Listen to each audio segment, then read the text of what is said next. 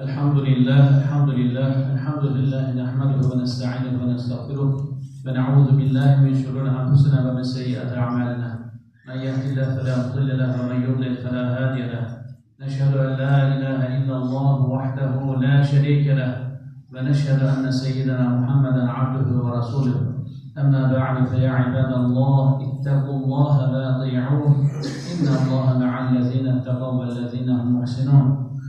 قال الله تعالى في كتابه الكريم أعوذ بالله من الشيطان الرجيم بسم الله الرحمن الرحيم لن تنالوا البر حتى تنفقوا مما تحبون وما تنفقوا من شيء فإن الله به عليم. صدق الله العظيم. Möhtərəm Müslümanlar, xeyirxahlıq insanın ən ali əlaməti, onun həyatının əbədi yüksək amalı və qəlbinin saflığıdır. Xeyirxahlıq heç bir təmanna olmadan halda insanlara xidmət etmək, onlara əl tutmaq, əlsiz ayaqsızlara, imkansızlara yardım göstərmək, yolu açılmayanlara yol açmaq, inkişaf üçün zəmin yaratmaq, öz məsləhət və tövsiyələri ilə insanları pis yoldan çəkindirmək, onlara düzgün yol göstərmək, cəmiyyətin, kütlənin xeyrinə dəyərli fəaliyyət göstərməkdir. Xeyirxahlığı və mərhəməti nəcib insanlara xas olan xüsusiyyət kimi qiymətləndirən Nizami Gəncəvi gərək özünü şam edib, özgələrinin xətri üçün yanasan yazır. Şairə görə xeyirxah olan hikmət sahibi yaxşılığı özünə peşə edər, belə ki, yaxşılıq gətirər. Uca Rəbbimiz Qur'an-ı Kərimdə Əl-İmran surəsi 92-ci ayədə belə buyurur. Sevdiyiniz şeylərdən Allah yolunda xərcləməyincə xeyrə nail ola bilməyəcəksiniz. Sizin nə xərclədiyinizi şübhəsiz ki, Allah bilir. İnsan yaddan çıxarmamalıdır ki, vəfat etdiyi zaman sahib olduğu bütün var dövlətini burada tərk edib, axirət dünyasına köçür. Allah yolunda xərclədikləri isə istisnadır. Əziz müminlər, əgər insan bir şəxsən yaxşılıq edərsə, bu yaxşılığı uç edəcək davranışlardan çəkinməlidir. Bəqərə surəsi 262-ci ayədə Uca Rəbbimiz belə buyurur. Heç bir kəsə minnət qoymadan, əziyyət vermədən mallarını Allah yolunda sərf edənlərin Rəbbi yanında mükafatları vardır. Onların axirətdə heç bir qorxusu yoxdur və onlar qəm-qüssə görməzlər.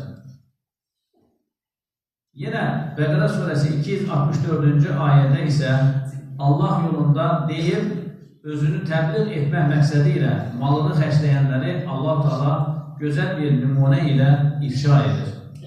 Ey iman gətirənlər, sədəqələrinizi malını riyakarlıqla, özünü xalqa göstərmək üçün sərf edən, Allaha və axirət gününə inanmayan şəxs kimi minnət qoymaq və əziyyət verməklə puça çıxarmayın. Belə şəxslərin halı üzərində bir az torpaq olan qayaya bənzər ki, şiddətli bir yağış o torpağı yuyub aparar və qayanı çılpaq bir daş halına salar. Onlar qazandıqlarından bir şeyə qadir nail olmazlar. Şübhəsiz ki, Allah kafirləri haqq yoluna yönəltməz. Əziz möminlər, hamımız yaxşı bilirik ki, axirətdə aqibətimizin yaxşı və ya pis olacağını əməl dəftərimizdə yazılanlar təyin edəcək. Əməl dəftərləri sağ tərəfdən verilənlər xoşbəxt, sol tərəfdən verilənlər isə bədbəxt olacaqlar. Bu səbəbdəndir ki, əməl dəftərimizi yaxşı işlərlə doldurmalıyıq. Unutmayaq ki, insan öldükdən sonra da onun əməl dəftərinə yaxşı işlər yazıla bilər. Bu da ancaq xeyirxahlıq nəticəsində mümkündür. Həzrət Peyğəmbər sallallahu aleyhi ve sellem Əfəndimizdən nəql olunan bir hədisdə belə buyurulur. Adəm övladı vəfat etdikdə onun əməl dəftəri bağlanar. Ancaq bu üç əməl istisnadır. Sədəqə-i cariyə, faydalanılan elm və mərhuma xeyir-dua edən əməl-i salih övlad. Hədisdə bəhs olunan sədəqə-i cariyə nədir? Bu, insan öldükdən sonra da əməl dəftərinə savab yazdıran sədəqədir. Məsələn, şəxs dünyada ikən məktəb, məscid, xəstəxana inşa etdilər, dəstəmazxana inşa etdilər, ağac əkər, yol çəkdilər, su quyusu açdılar və digər bu tip nəcib əməllər edərsə, insanlar onun bu xidmətindən yararlandıqları müddət ərzində onun əməl dəftərinə hətta ölümündən sonra belə savab yazılar. Əziz müsəlmanlar, Azərbaycan xalqını başqalarından fərqləndirən spesifik cəhətlərindən biri də onun xeyirxahlığıdır.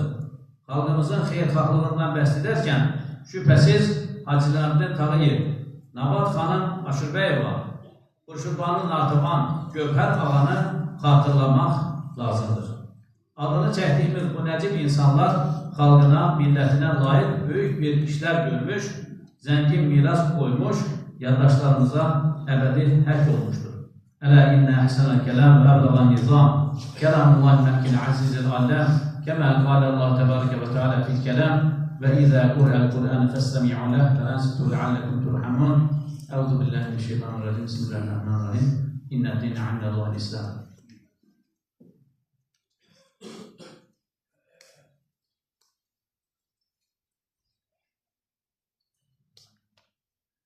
Elhamdülillah hamden kâmilen ve salatu ve selamu ala Resulullah Muhammedin ve ala alihi ve sahbihi ecma'in ta'azime li nebiyye ve tekrimen safiyye ve kâle azze ve celle min gâinen ve hübülan ve ebila inna Allaha ve melâikete ve yusallûne alen nebi ya eyyühellezine âmenu sallu aleyhi ve sellimu teslima Allahümme salli ala seyyidina Muhammedin ve ala seyyidina Muhammed kema salleyte ala İbrahim ve ala İbrahim inneke hamidun mecid Allahümme barik ala Muhammedin ve ala Muhammed kema barakte ala İbrahim ve ala İbrahim إنك حميد مجيد اللهم اغفر أمة محمد اللهم احفظ أمة محمد اللهم انصر أمة محمد اللهم أصلح أمة محمد اللهم فرج عن أمة محمد اللهم ارحم أمة محمد رحمة عامة كافة مسلمة لما تثنى بالصالحين اللهم احشرنا في زمرة الصالحين